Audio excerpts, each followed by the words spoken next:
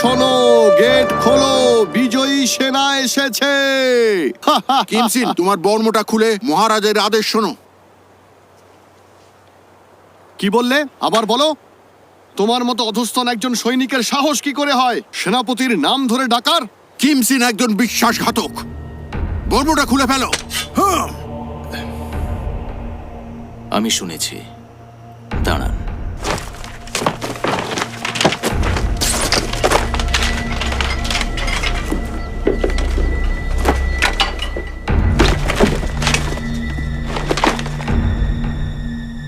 ঠিক আছে, তুমি অনেক বড় বিশ্বাসঘাতকতা করেছো। হাঁটু গেড়ে বসো।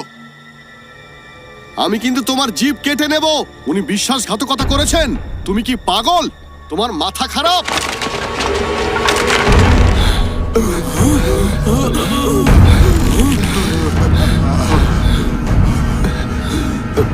সেনাপতি,